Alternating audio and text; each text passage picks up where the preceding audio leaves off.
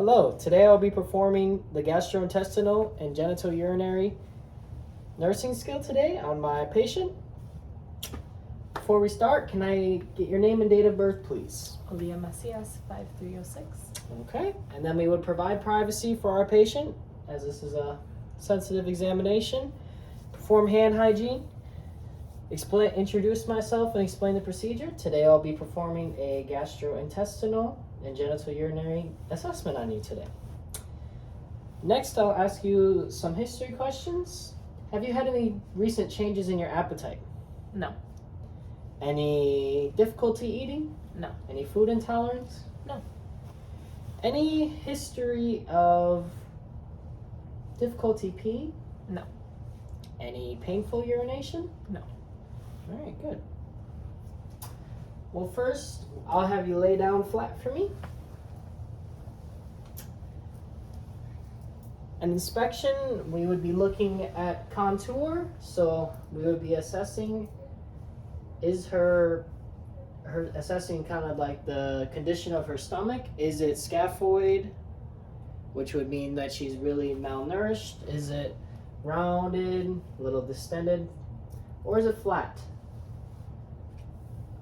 Patient's stomach appears flat, which is good. Next, we would look at like symmetry. So really observing, is the stomach symmetrical on both sides when we're breathing in and breathing out? And it is. Next, we would look at the umbilicus, making sure it's midline and center, making sure that it's also making note of if it's inverted or not. And it is inverted, which is good. Then we would also look at the skin, making sure the skin is even tone, even colored. No signs of any discoloration anywhere. No lesions. And then we would look at pulsations or movement. Is there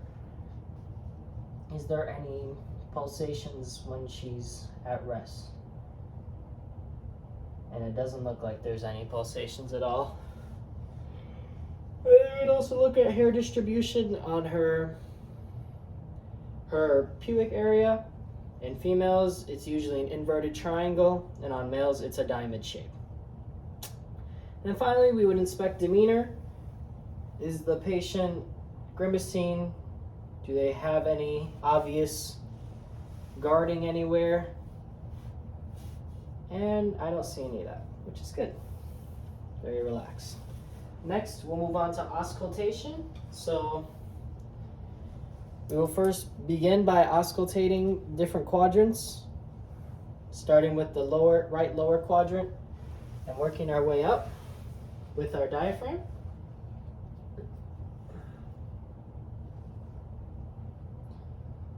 Making note of any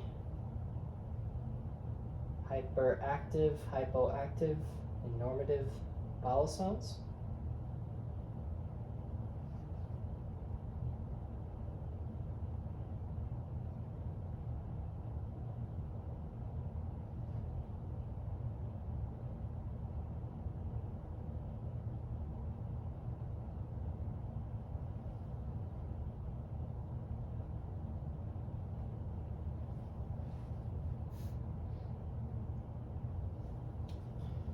And her bowel sounds sound good. Someone with a hyperactive bowel sound would generally mean that their stomach and their metabolism is kind of faster, so things are moving through their stomach faster. And that could also indicate any pathologies of the GI tract. Hypoactive bowel sounds would indicate that there's less movement around the GI tract, which could potentially also be an issue as well. Next, we will be switching over to the bell on our stethoscope and then listening for any bruits over her aorta, her renal, right and left renal arteries, and then her left and right iliac arteries. We are just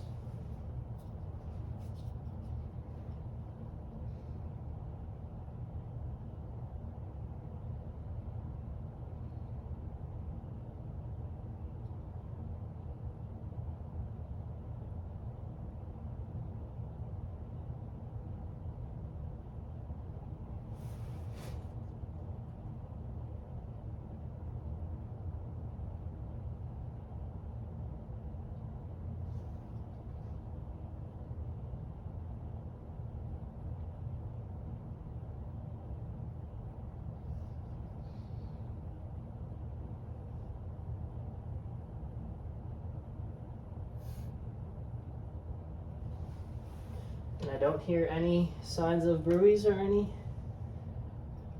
unusual sounds. So next we'll be moving on to percussion. So you're gonna feel me kind of tapping a little hard on different areas of your stomach, okay? Okay. So we'll start again in the right lower quadrant, percussing. Just making sure that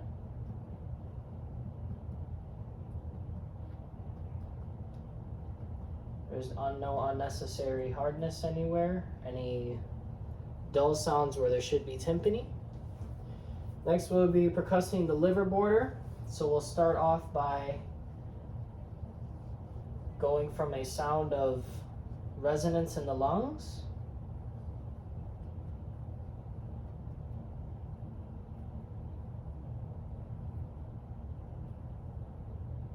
And then it became dull right here.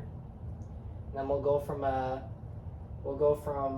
the abdominal side as well, from a side of tympani, to find the dull spot, which is right here.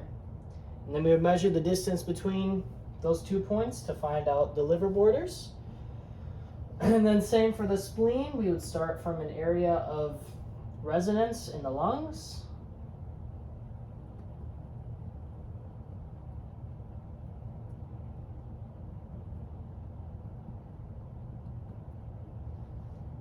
Kind of right here.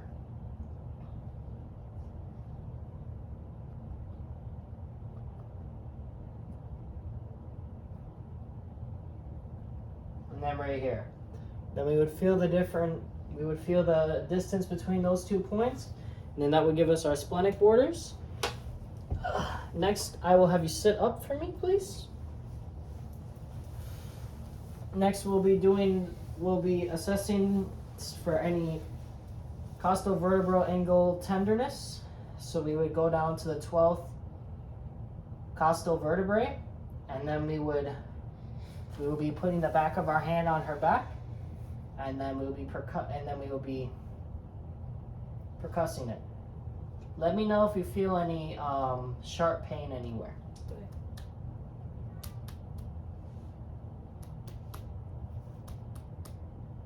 Did you feel any sharp pain? No. Okay. So her costovertebral angle's good. Next, I'll have you lay back down for me. And then we will be performing palpation. So during palpation, there's 2 different kinds of palpation. There's deep and then there's light palpation. I'll be doing light palpation and then explaining the deep palpation. So we would again start in the right lower quadrant. Just kind of feeling around. Let me know if you feel any pain or tenderness anywhere. Just kind of feeling for all different areas here. If there's any lumps or any hardness anywhere.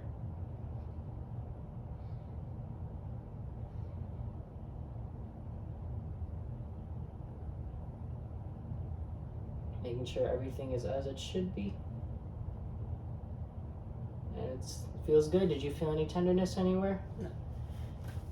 Next, you would do deep palpation around all 4 areas, and that would consist of going not just 1 or 2 inches, but more 5 to 8 centimeters deep, not inches, to really feel the underlying structures pretty in-depthly. Then we would also, after we're done with that, we would do the liver percussion, deep liver palpation. And that consists of you kind of going behind the person on their upper left side, and then kind of anchoring your fingers underneath their diaphragm, and then when they breathe in, and then on the exhale, if the liver was enlarged or there was any issues with the liver placement, you would be able to feel the liver. And then same with the spleen, except it's on the left side. The patient's,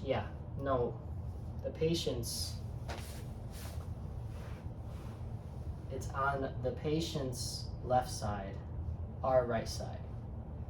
But same concept, it's normally non-palpable, but if you feel any palpation, that means it's quite enlarged, and you shouldn't palpate it because it could potentially rupture. And then I will do the genital urinary system last. We would ask the patient how many times they go to the bathroom in a day. Probably about 4. 4 times, okay, pretty normal. Then we would discuss the urine output, how much you usually kind of output every single time you pee, making sure that's a relatively normal range, making sure that there's no difficulty peeing at all. And then we would look at the color of the urine, making sure it's a transparent color.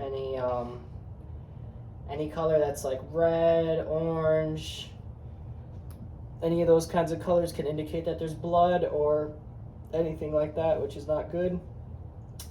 Making note of the odor. A more odorous smell will usually mean that